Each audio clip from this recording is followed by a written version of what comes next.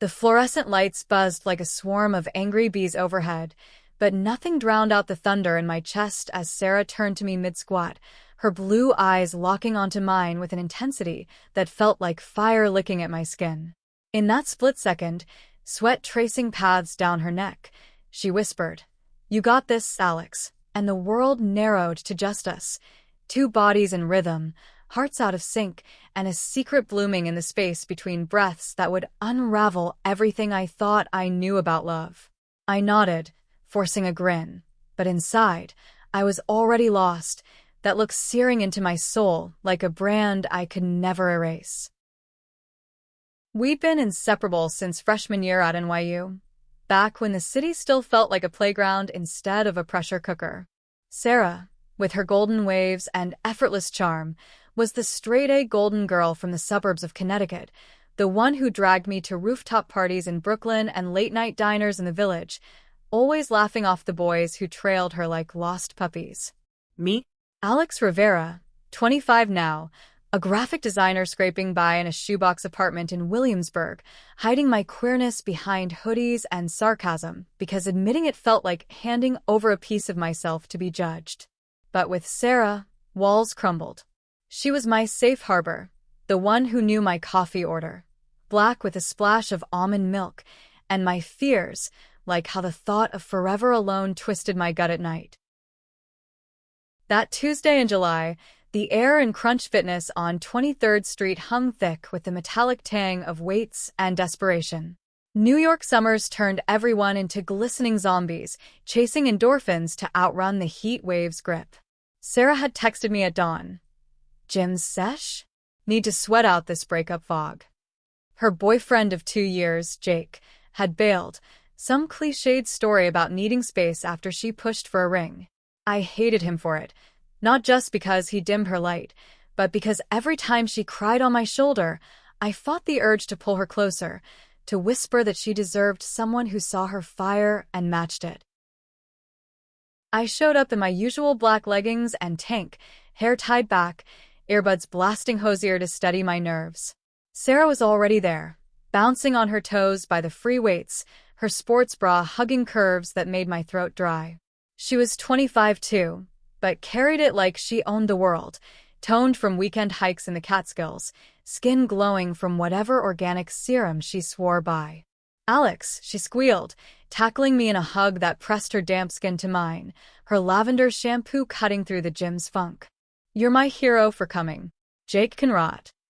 We started easy, stretches on the mats, her flexibility mocking my stiff joints from too many desk hours. She bent forward, ponytail swinging, and caught me staring at the freckles dusting her shoulders.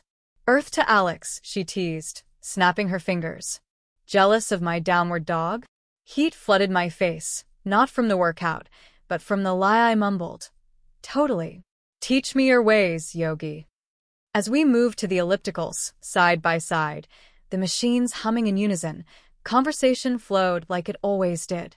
She vented about Jake's ghosting texts, how he'd promised the moon but delivered crumbs. "I thought he was it, you know? The one who gets me." Her voice cracked, and she punched the console harder, legs pumping faster. I matched her pace, stealing glances at her profile, the way her lips pursed in determination, brows furrowed like storm clouds. God, she was beautiful, not in the polished Instagram way, but raw, real, like the city itself, gritty edges hiding a pulse that thrummed with life. By the time we hit the weight room, the gym had filled with the after-work crowd, suits shedding ties, influencers posing for reels. Sarah loaded the barbell for squats, her form flawless, hips dipping low as she powered up. That's when it happened. On her third set, she wobbled, just a fraction, enough for the bar to teeter. Instinct kicked in. I lunged, hands bracing the metal inches from her back. Time slowed. Our eyes met in the mirror's reflection, hers wide with surprise, mine fierce with protection. "I've got you," I breathed, steadying her, our breaths mingling in the charged air. She straightened, bar clanging back into the rack, and turned to me fully. That's the look, the one that haunts me still. Not gratitude, not relief, but something deeper, unguarded. Her pupils dilated, cheeks flushed beyond exertion, lips parting as if words hovered on the edge. For 3 heartbeats, the gym faded. No clanging plates, no grunts from the bench pressers, just her gaze stripping me bare, seeing the hunger I'd buried under layers of friendship. "Alex," she murmured, voice husky, hand lingering on my arm where our skin connected like live wires. "What would I do without you?" I laughed it off, pulse racing, but as we cooled down on the bikes, stealing sips from her water bottle, the air between us shifted. Subtle, electric. She brushed my knee accidentally, while adjusting her seat, and when our fingers tangled reaching for the towel, neither pulled away first. By the time we showered, separate stalls, thank God, though I imagine the steam carrying her scent to me, we were buzzing, high on endorphins and whatever this was. Outside, the sun dipped low over Chelsea, painting the sidewalks in honeyed light.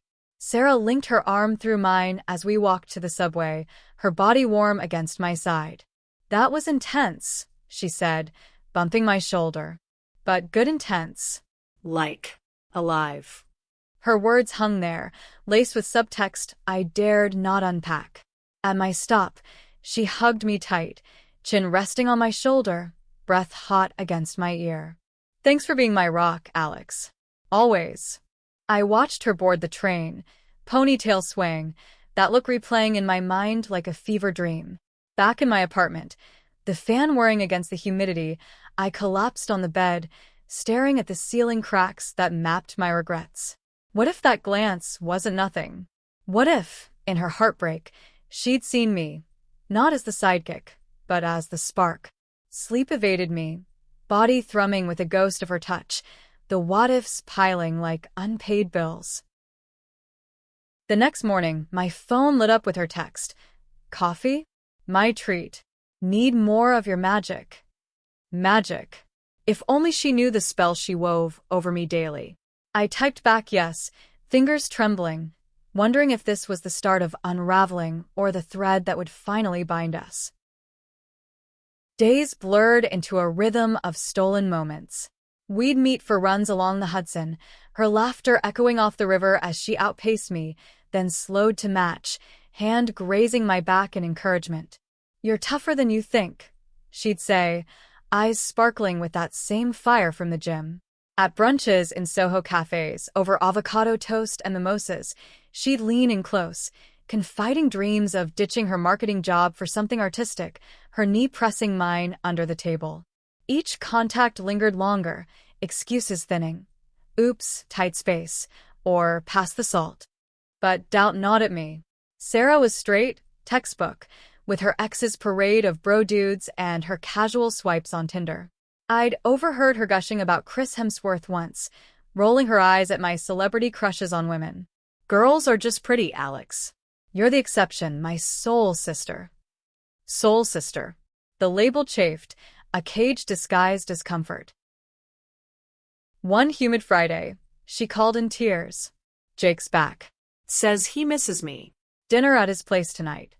My stomach plummeted. "What do you want?" I asked, voice steady despite the storm inside. Silence stretched then. "I don't know. Pick me up after? I might need rescuing." Relief flooded me, sharp as adrenaline. I arrived at his brownstone in the East Village, engine idling, watching from the shadows as she emerged, dress rumpled, eyes red-rimmed. She slid into the passenger seat of my beat-up Civic, slamming the door. Idiot. All talk, no change. We drove aimlessly, windows down, city lights streaking like comets. She fiddled with the radio, landing on a slow Adele track about lost loves. "Pull over," she said suddenly, voice thick. At a quiet pier by the East River, we sat on the hood, feet dangling, the water lapping like whispered secrets. Her head found my shoulder, body curling into mine. "Why does it hurt so much?" she sobbed, and I wrapped my arm around her, heart aching with the weight of unspoken truths. "Because you give everything," I murmured, stroking her hair, the silk of it against my fingers igniting sparks. And they don't deserve it. She tilted her face up, tears tracking silver paths on her cheeks, and there it was again. That look, raw and searching, lips inches from mine. The world held its breath. "Alex," she breathed, hand cupping my jaw, thumb tracing my lip. Time fractured. I leaned in, heart hammering, but she froze, eyes widening in confusion. Wait. "What are we?" Panic surged. I pulled back, laughing it off as nerves. "Just Comforting you. sorry." Her expression shuddered, a wall slamming down, and she nodded too quickly. Yeah. Of course. The drive home was silent, the space between us vast as the Hudson. At her door in Tribeca, she hugged me loosely. "Night, bestie." The words stung like salt in a wound. That night, alone, I shattered. Pacing my apartment, posters of Frida Kahlo mocking my cowardice from the walls, I replayed the almost kiss on loop. What if I'd bridged the gap? What if she'd met me there? Dawn found me curled on the fire escape, city awakening below, resolve hardening. I couldn't hide anymore. Not from her. The following week tested my sanity.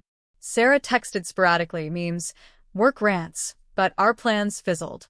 Busy with deadlines, she'd say, and I'd scroll her Instagram, seeing stories of girls' nights out, her smile bright but distant. Jealousy twisted, irrational and fierce, imagining her laughing with someone else, someone who didn't carry my burden. Then, the invite, her company's rooftop gala in Midtown, black tie optional. Be my plus one? Jake's coming, but screw him. You're my date. Date. The word danced in my veins. I borrowed a sleek emerald dress from my roommate, one that hugged my curves and made my eyes pop, heels that screamed confidence I faked. The rooftop pulsed with fairy lights and jazz, skyline glittering like a promise. Sarah spotted me across the crowd, jaw-dropping as she weaved through suits and gowns. "Holy shit, Alex. You look incredible." Her red cocktail dress clung like a second skin, hair loose in waves, and when she air-kissed my cheeks, her lips brushed too close. "Thanks for saving me from awkward ex-vibes." Jake hovered like a bad sequel, all gelled hair and forced charm, but Sarah clung to my arm, introducing me as my rock, the one who keeps me sane. His eyes narrowed, sizing me up, but I met his gaze coolly, staking claim in silence. As the night wore on, champagne flowing, we danced slow, bodies swaying to Ella Fitzgerald, her hands on my waist sending shivers up my spine. "This feels right," she murmured into my neck, breath warm. "You and me against the world." My pulse thundered. "Sarah," I started, but Jake interrupted, pulling her for a quick chat. I watched from the bar, nursing a gin fizz, heart in my throat as they argued in hushed tones by the railing. Her gestures grew animated, then she stormed back, face flushed. "He's pushing for another chance. Like I'm a consolation prize." "You're not," I said fiercely, taking her hand. "You're everything." Our fingers laced, and she searched my face, that look returning, vulnerable, electric. "Alex, lately, I feel things. With you. Different things." Hope ignited, but fear shadowed it. "Like what?" She hesitated, glancing at Jake across the roof. "I don't know. Scary things. Good scary." Before I could press, her coworker whisked her away for photos, leaving me adrift in the crowd, mind reeling. The gala ended in a blur, but as we cabbed downtown, her head on my shoulder, she whispered, "Stay over? I don't want to be alone."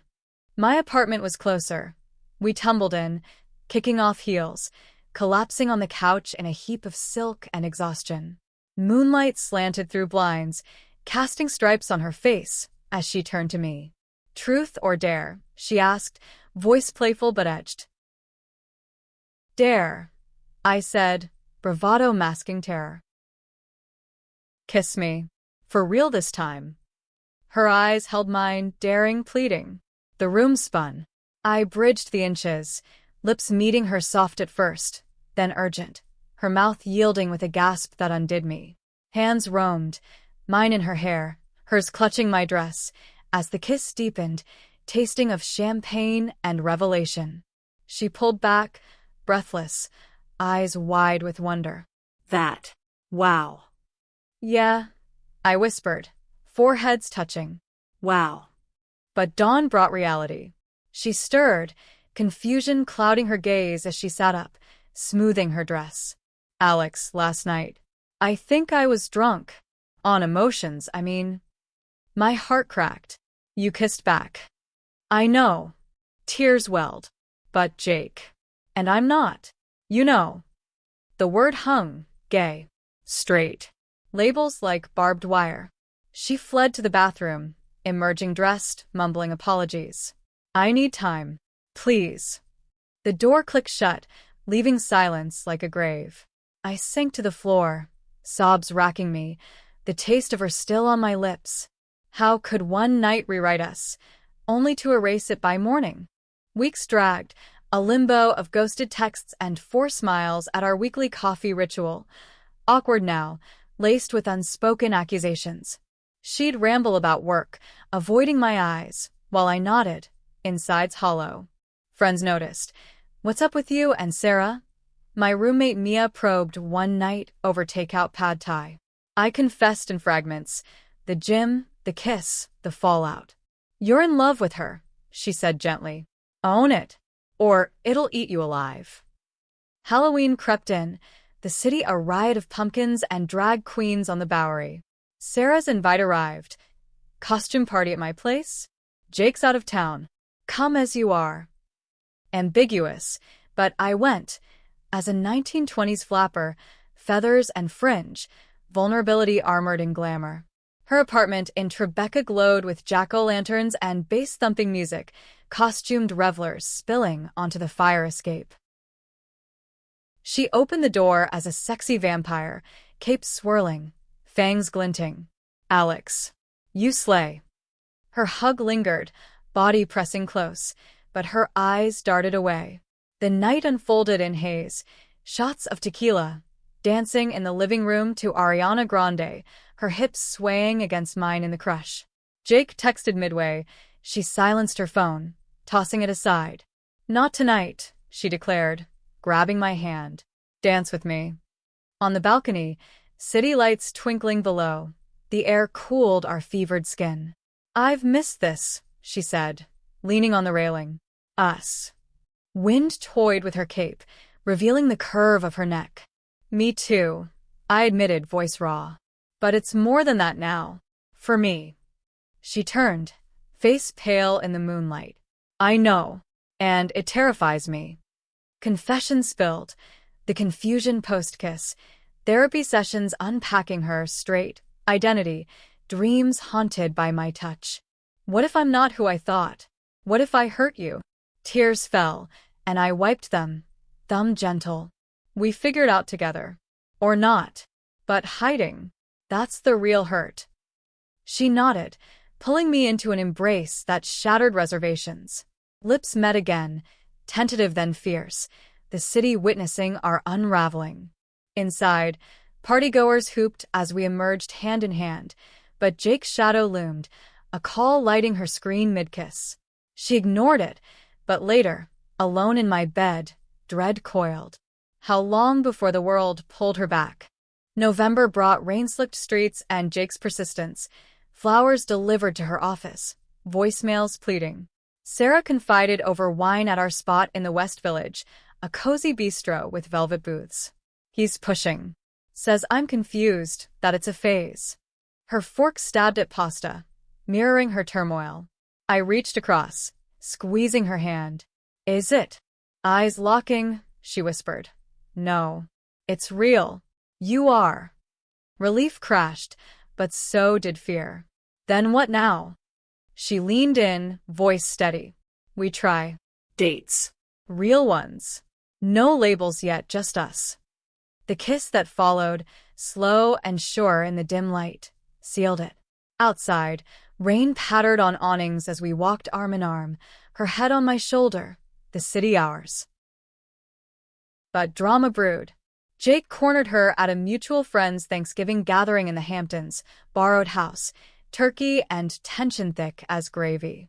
I drove out, dreading the confrontation, but arrived to find them arguing in the kitchen, voices raised. "You're throwing us away for her?" he bellowed, spotting me in the doorway. Sarah whirled. "It's not throwing, it's choosing. Myself." He lunged, not violent but desperate, grabbing her wrist. Adrenaline surged. I stepped between, shoving him back. "Back off, man." Chaos erupted. Yells, shattered glass from a dropped wine stem. Friends pulled us apart, but Sarah clung to me, trembling. "Get me out," she begged. We fled to the beach, waves crashing like fury, her sobs mixing with salt spray. "I'm sorry. This is messy." "Messy as life," I said, holding her as stars wheeled above. "We're worth it." Winter deepened our bond. Secret dates. Ice skating at Bryant Park, her gloved hand in mine, laughter echoing as we tumbled into snowbanks. Movie nights in my apartment, curled under blankets, her fingers tracing patterns on my thigh that led to explorations, tentative, then bold, bodies learning rhythms in the glow of string lights. She came out to her therapist first, then Mia over coffee. Tears of release. "I'm bi," she tested the word, grinning at me. "Or pan. Whatever, I'm yours." But Jake wouldn't fade. Valentine's loomed, and he escalated, showing up at her work with a boombox like some 80s rom-com villain, blasting their song outside the glass doors. Colleagues gawked. She texted me in panic. "Help." I raced from a client meeting in Flatiron, arriving to find her cornered, his pleas turning ugly. "You're confused because of her. She's turning you." Rage boiled. "She's not property," I snapped, positioning between them on the sidewalk, paparazzi-worthy crowd forming. Sarah's voice cut through. "Stop, Jake. It's over. I love her." The words hung, profound, freezing us all. He deflated, stalking away, but the damage lingered. Whispers at her office, judgmental stares from old friends. That night, in a bubble bath at her place, suds scented with jasmine, she broke. "What if they never accept us? What if I lose everything?" I cupped her face, water dripping. "You won't lose me. And the rest? We'll build new everythings." Our lovemaking was slow, reverent, affirming the truth we'd forged. Spring bloomed with tentative normalcy. Pride Month approached, rainbow flags fluttering from fire escapes, and Sarah Dovin, volunteering at the parade, her hand firm in mine as we marched down Fifth Avenue, chants of "Love is love" pulsing like heartbeat. Jake's final act was a spiteful email chain to her family, outing her dramatically. Her parents called, voices strained but open. "We love you, whoever you love." Healing began, fragile threads weaving stronger.